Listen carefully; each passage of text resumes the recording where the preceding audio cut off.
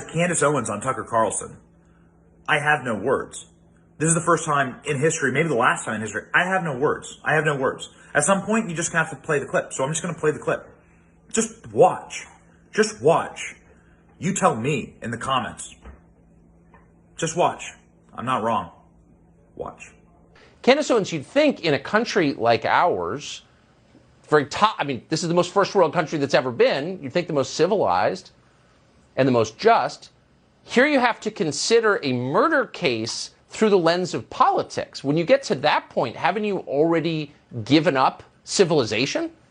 Well, that's correct. And what we're really seeing is mob justice. And that's really what happened with this entire trial. This was not a trial about George Floyd or Derek Chauvin. This was a trial about whether the media was powerful enough to create a simulation and decide upon a narrative absent any facts. Whether it was powerful enough to repeat showing and talking about a 9-minute clip that came from somebody's cell phone without adding any context, without showing the full police video, which they could have released. They refused to release the full body cam, which would have added more clarity to the fact that the media was lying. The media came out. Let's not forget this, Tucker. The media came out and told us that this was a man who was just getting his life together. He was a good member of society, and he got mixed up because a racist white police officer had it out for him and killed him.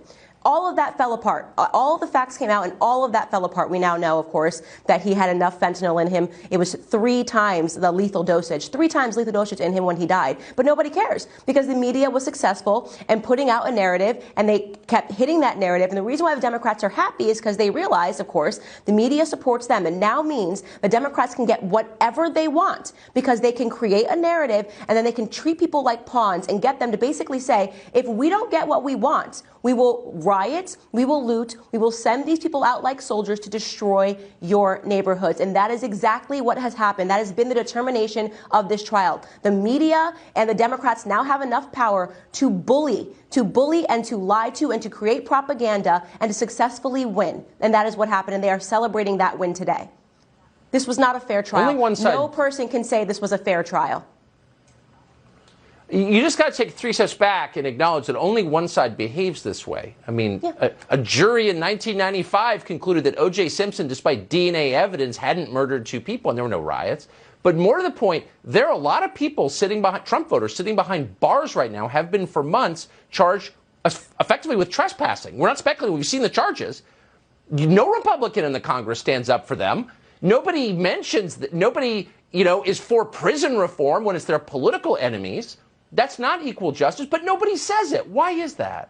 Because we have 2 pandemics going on right now. There's a pandemic of ignorance in this country, and that is only allowed to fly because we also have a pandemic of cowardice in this country, okay? So we have people that are purposefully putting out a bunch of ignorant claims, and then we have people that are too cowardly to stand up and say, you know what, this is wrong. There has been so much that has been going on in this country that is wrong. You talk about it, I talk about it, but we do not have people that are sitting in Congress that are willing to take this fight where it needs to be taken. By the way, you bring up Maxine Waters inciting violence. I'm so old, Tucker, that I remember when a man said march peacefully and patriotically to the Capitol, and that was considered an incite to violence, right? That was like, oh my God, stop the press, get this person disappeared from social media because he is calling for violence. Look at what Maxine Waters says. No one in the media is condemning these remarks. That same media that condemned Trump and his supporters for weeks on end is now defending Maxine Waters. And we both know this is not the first time that Maxine Waters has incited violence. Don't forget, rush down. If you see a Trump supporter, you got to rush them down in the restaurants. They're allowed to do this. They play by a different set of rules, but it's because we allow them to play with that different set of rules. They get away with virtually everything because we don't have strong people on our side that are willing to stand up. And that it's a sad conclusion. It really is so frustrating. And the idea of martyring George Floyd, the way Nancy Pelosi spoke about him, it completely forgives all of the trauma that he brought against his victims while he was alive. A man that served 7+ stints in prison while he was alive, armed robbery being 2 of the reasons why. And now we're going to martyr him and say that your name will forever be synonymous with justice. Imagine, Tucker, if you are one of his victims that is alive, one of his victims that he armed robbed, and you have to hear that this man's name will always be synonymous with justice. How would that feel to you? I feel like we are living in fiction right now in America. We are losing this country and we are living in fiction because people are not strong enough to call out this stuff. And I feel like I'm one of the only ones who has the courage to say I will not be mobbed into a different reality. This is why they try and pull you off the internet, because you're not afraid. I just got to ask you, it's frustrating, of course, to watch what you and I have been talking about, where one side ferociously defends its power, the other side abandons its voters to jail.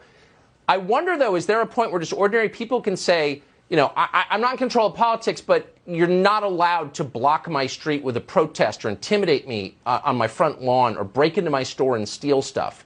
Like, I'm going to defend my family. I'm going to defend my business. You don't have a right to do that. There's no justification for riots anymore, and I'm just not going to put up with it.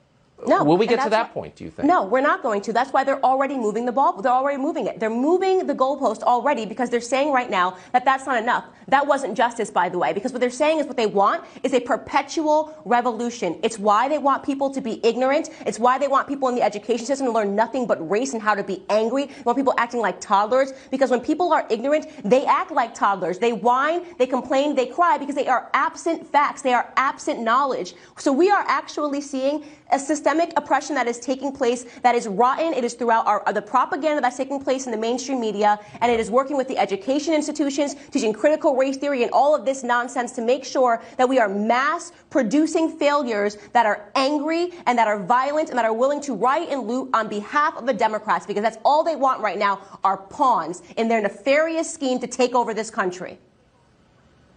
It's going to make people radical, unfortunately. That's a shame. Candace Owens, it is great to see you tonight. Thank you so much.